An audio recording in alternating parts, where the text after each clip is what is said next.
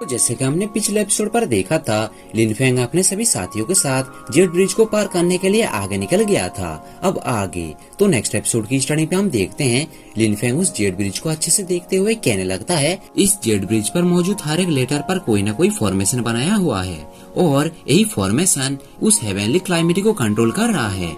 तो अगर हम किसी तरह से इस फॉर्मेशन को डीएक्टिवेट कर दे तो हम इस लाइटनिंग स्ट्राइक से बच सकते हैं। इस पर टाइसिंगसुआन हंसते हुए कहने लगता है, ये बात तो मुझे भी पता है, पर अगर यहाँ पर तुमसे कोई भी गलती हुई तो वो लाइटनिंग स्ट्राइक सीधे तुम्हारे ऊपर ही आकर गिरेगा और तुम तुरंत ही यहाँ पर मारे जाओगे।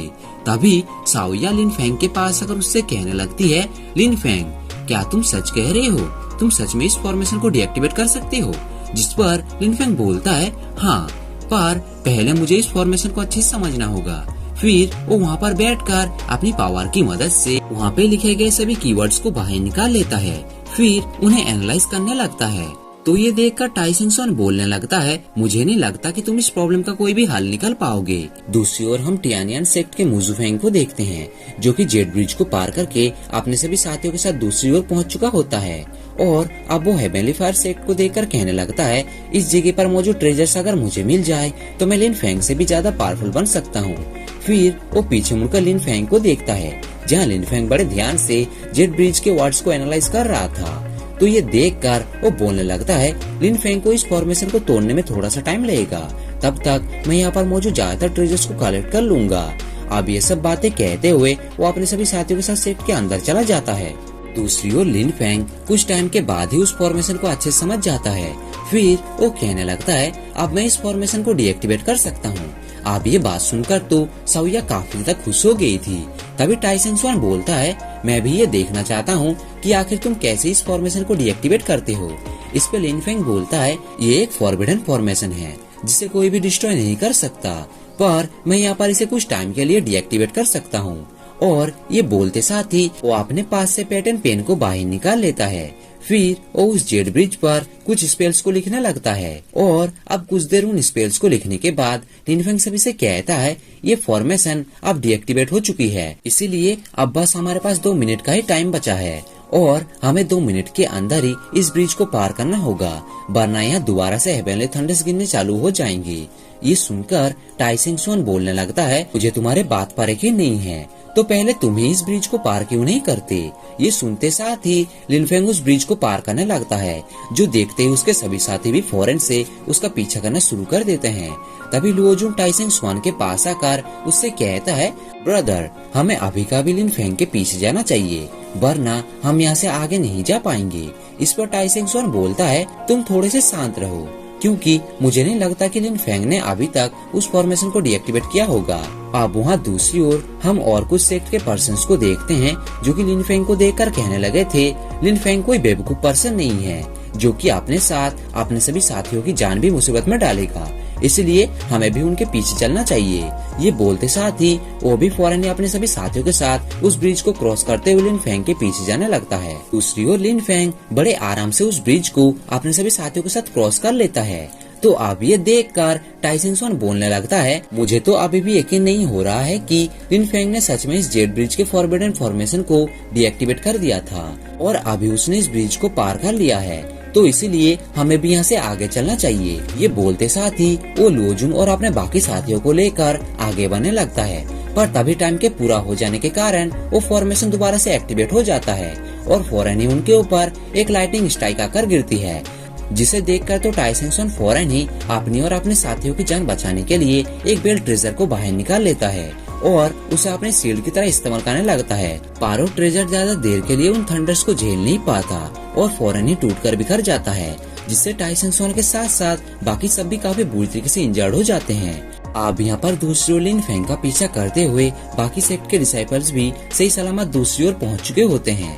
तो अब यहाँ पर उनका हेड लिनफेंग के पास अगर उससे कहने लगता है, अगर आप आज यहाँ पर नहीं होते तो हम कभी भी इस ब्रिज को पार नहीं कर पाते, इसीलिए मैं आपका शुक्रिया अदा करना चाहता हूँ और प्लीज आप मुझे माफ कर दीजिए मुझसे पहले आपसे रूडली बिहेव करने के लिए। इस पर लिनफेंग कहता है, मैंने यहाँ पर ऐसा कुछ भी नहीं किया है और तुम इस ब्रिज को बस इसलिए क्रॉस कर पाए क्योंकि तुम्हें मुझ पर यकीन था, और तो और हम सभी 7 सेक्ट के डिसाइपल्स हैं, इसलिए हमें यहाँ पर एक दूसरे की मदद करनी चाहिए। तो चलो हम सभी एक साथ हेवनली फायर वैली को एक्सप्लोर करते हैं। और ये बोलते साथ ही वो सभी लोगों को लेकर हेवनली फायर सेक्ट के फायर वैली के अंदर आ जाता है। फिर वो उस जे को स्कैन करते हुए सभी से कहने लगता है ये एक सेफ जोन है और यहाँ पर कोई भी पावरफुल मॉन्स्टर नहीं है। ये बोलते साथ ही वो अपने फ्लाइंग शिप को समन कर लेता है। फिर सभी लिन फेंग के उस फायर शिप पर बैठकर उस वैली को एक्सप्लोर करने के लिए निकल जाते हैं। तभी कुछ आगे जाने के बाद अचानक ही काफी पावरफुल एनर्जी ब्लास्ट होता है और उस ब्लास्ट के अंदर से एक फायर ईगल निकलकर बाहर आ जाता है जो कि डिवाइन मार्शल रिलम के 9th लेवल पर था। तो ये देखकर तो सभी काफी हैरान हो गए थे। इसके बाद वो सब देखते हैं कि वहाँ पर टियानियन सेक्ट के लोगों को एक स्पिरिचुअल लोटस मिला हुआ होता है और ये एनर्जी उसी लोटस के अंदर से ही आई हुई थी। तभी टियानियन सेक्ट का एक पर्सन बोलता है ब्रदर सुफेन, ये एक हेवनली फायर लोटस है जिसकी पावर निर्वाणा रिलम तक पहुँचने वाली है। तो अगर आप इसे रिफाइन कर ले तो आप निर्वाणा रिलम के मिड लेवल स्टेज तक पहुँच सकते हो। ये सुनकर मुसुफेन बोलता है तुमने बिल्कुल सही कहा। इस डिवाइन फायर लोटस को रिफाइन करने के बाद मैं गुसन कॉन्टिनेंट के टॉप जीनियस में से एक बन जाऊंगा। तभी दूसरा पर्सन बोलता है आपने बिल्कुल सही कहा ब्रदर, अगर आपको ये हेवनली फायर लोटस मिल जाए तो इसके यूज से आपकी पावर काफी ज्यादा बढ़ जाएगी, जिससे आप पूरे गुसन कॉन्टिनेंट में बहुत ज्यादा फेमस हो जाओगे। तो चलो हम सभी लोग मिलकर आपको इस फायर को अचीव करने में मदद करते हैं। इस पर मुजुफेंग उन सभी को थैंक्स कहते हुए कहने लगता है तुम लोगों ने मेरी यहाँ पर बहुत ज्यादा मदद की है। तो एक बार ये फायर मिलने के बाद हमें आगे जो भी ट्रेजर्स मिलेगा वो मैं तुम सभी लोगों में बांट दूंगा। तो पहले तुम लोग यहाँ पर मेरी मदद करो। अब ये बोलते साथ ही वो सभी हेवनली यंग फॉर्मेशन को बनाते हुए अपनी सारी पावर्स मुजुफेंग के अंदर ट्रांसफर करने लगते हैं। और अब मुजुफेंग उस पावर का इस्तेमाल करते हुए उस हेवनली फायर लोटस के चारों ओर मौजूद बैरियर को डिस्ट्रॉय करने की कोशिश करता है। अब ये देखते ही वो फायर ईगल जो कि उस फायर लोटस को प्रोटेक्ट कर रहा था वो काफी गुस्से में आ जाता है और वो फौरन उन पर अपने फायर फेदर से अटैक कर देता है, जिसे देखते ही मुजुफेंग अपने चारों ओर एक शील्ड को क्रिएट करके अपने और अपने साथियों को बचाने की कोशिश करने लगता है। पर उसे अकेले उस ईगल को संभालने में काफी ज्यादा प्रॉब्लम आ रही होती है। तो ये देखकर उसके साथी कहने लगते हैं ब्रदर सुफेंग, ये ईगल अभी डिवाइन मार्शल रिलम के 9th लेवल पर है तो हम इसका सामना नहीं कर सकते।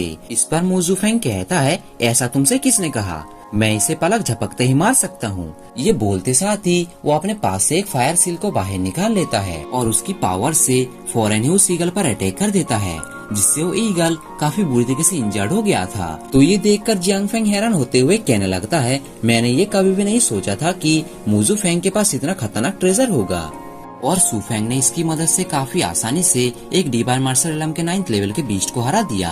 तभी ज़ेंगडाली बोलता है यहाँ पर क्या चल रहा है, मुझे कुछ भी समझ नहीं आ रहा, क्योंकि अभी थोड़ी देर पहले जब उन ड्रैगन फिश ने हम पर अटैक किया था तब सुफेंग वहाँ पर खड़े खड़े बस सब कुछ देख रहा था।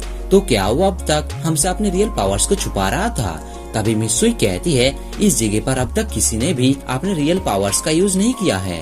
सभी लोगों के पास एक ना एक हिडन कार्ड मौजूद है जो सभी एक दूसरे से छुपा रहे हैं।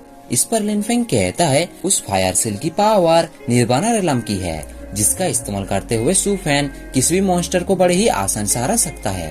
तभी वो लेडी आगे आते हुए कहती है तो यहाँ पर सुफेन को किस्मत से एक हेवनली फायर लोटस मिल चुका है और अब हम यहाँ पर कुछ भी नहीं कर सकते। जिस पर साउटियन बाहर आते हुए कहता है मुजुफेंग के पास एक निर्वाणा रिलम वाला ट्रेजर हुआ तो क्या हुआ, वो मेरे मास्टर के सामने अभी भी बस एक बच्चा है और मेरे मास्टर जब चाहे उसे बड़ी ही आसान से मार सकते हैं। ये बातें सुनकर तो वो लेडी हैरान होते हुए सोचने लगती है तो क्या लिनफेंग के पास भी कोई खतरनाक निर्वाणा रिलम वाला ट्रेजर मौजूद है। और यहाँ पर इसी सस्पेंस के साथ ये एपिसोड एक बार एंड हो जाता है। और ये वीडियो आप सभी को कैसा लगा ये मुझे कमेंट करके जरूर बताना। तो मिलते हैं किसी और वीडियो पर, तब तक के लिए टाटा बाय बाय।